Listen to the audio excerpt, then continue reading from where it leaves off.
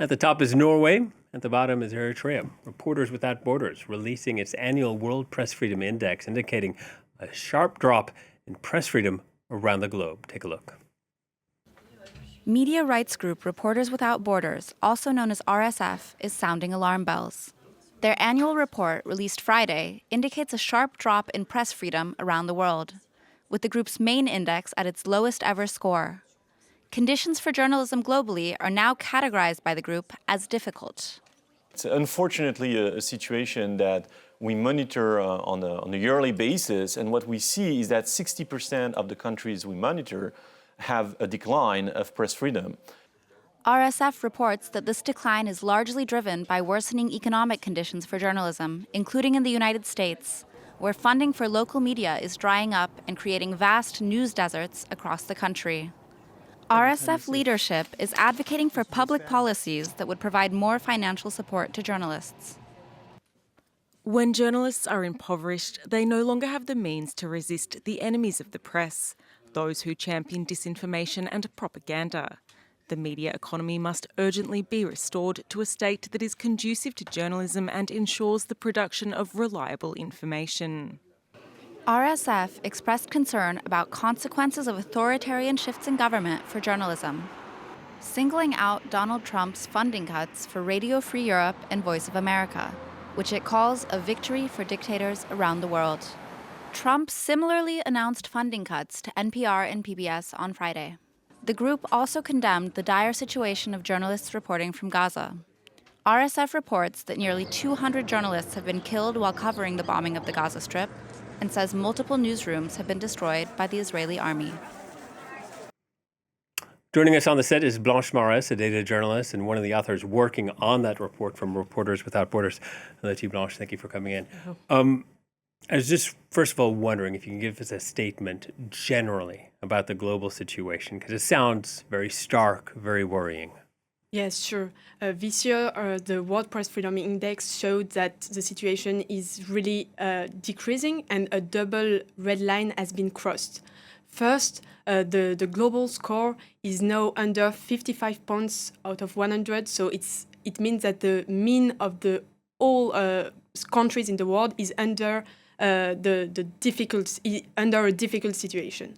If we look at the map, we see that half of the country are in orange or red, and a dark orange or red. And this is even worse if we look at the economic indicator, because on the economic indicator, it's 3/4 of the world which is under this situation. So that's why we decided to show how difficult it is to face economic threats against the media in the world.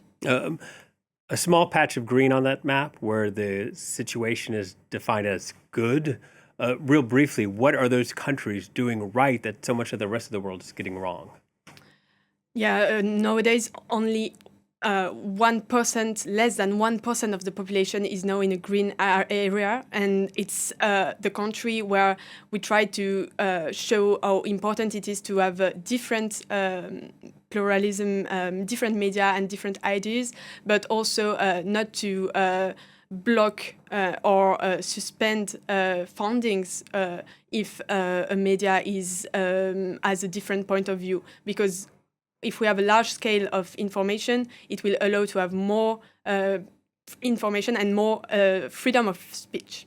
You're a data journalist. How is this report compiled? How do you compile the information for this report? Yes, sure.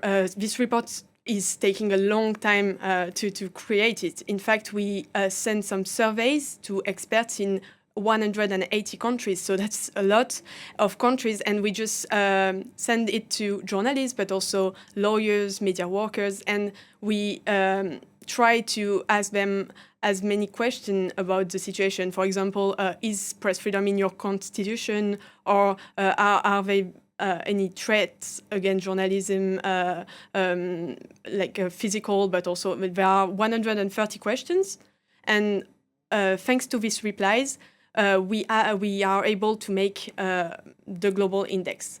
And the global index is divided in 5 different categories, because we consider that press freedom situation is the ability of being a journalist without any political, economic, legal, social, or safety threats. And that's why we have these 5 indicators. Now, one thing that struck me, the U.S. falling to its lowest position ever, I believe it's 57th. That's only 2 worse than last year, though. Yes, sure. That's a really good point, because in fact, the situation in the US is getting worse since a long time ago. And 10 years ago, it was 10 points higher. So the US lost 10 points in 10 years.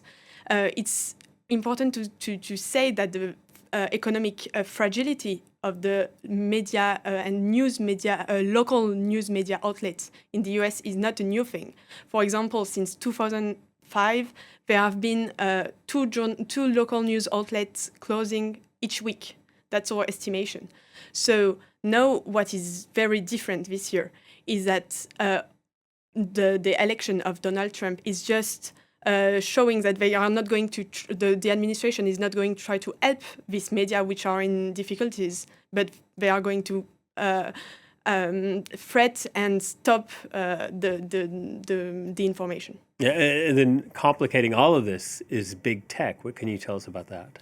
Yes, it's always a good thing to tell, because in fact the structure of the information has changed the last year. But now we haven't seen a change in the economic structure of the media. In fact, all the tech platforms are having some advertisement fundings, but they don't share it to the independent journalists, which are publishing only on their outlets, for example. And that's not only in the US, it's also the case in some very close country in Eastern Europe, where bloggers are trying to share some specific independent information and they don't receive anything for their work, in fact. Last year, the deadliest year on record for journalists, much of them dying in the war in Gaza and around it with Lebanon. What has your report found in terms of declines in countries like Israel in terms of press freedom?